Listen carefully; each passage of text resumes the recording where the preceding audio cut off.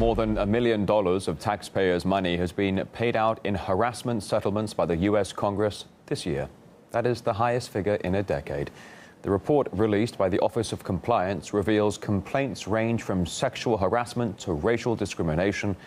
Here are some details now with RT's Caleb Maupin. For almost a month now, the U.S. public has been facing an avalanche of allegations of sexual harassment leveled against men in the public eye on an almost daily basis. Well, it turns out that members of Congress are no exception. A person basically offered me an opportunity to flirt with him in order to excel in my career.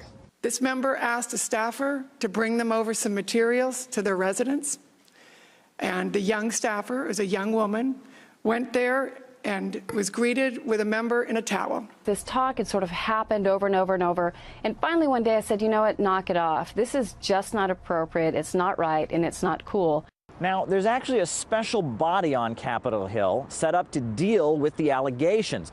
But you might be surprised to learn that some people think this body is actually part of the problem. We have a system in place that allows for the harasser to go unchecked, doesn't pay for the settlement himself, and is never identified. So the Office of Compliance, to which a victim must apply or complain, is a place that has really been an enabler of sexual harassment. It's the American taxpayers who end up footing the bill. It's already cost them over $17 million in awards and settlements since the Office of Compliance was established in the 1990s. On top of that, the U.S. public doesn't even know what they're paying, something the person behind the scheme has admitted needs to change.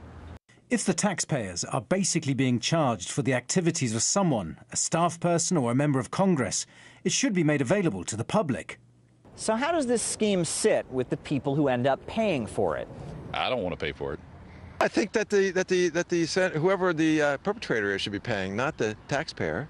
I think they should pay it for their own defense, really. I don't think taxpayers should pay for that. They should pay their own way. Yeah. So who says we have to pay? I don't think they should be sued. I think they should be prosecuted. Congress is attempting to rectify this situation with a bipartisan bill. So in the future, when taxpayers have to cough up the bill, they'll at least know whose transgressions it is that they're funding. Caleb Maupin, RT, Washington, D.C.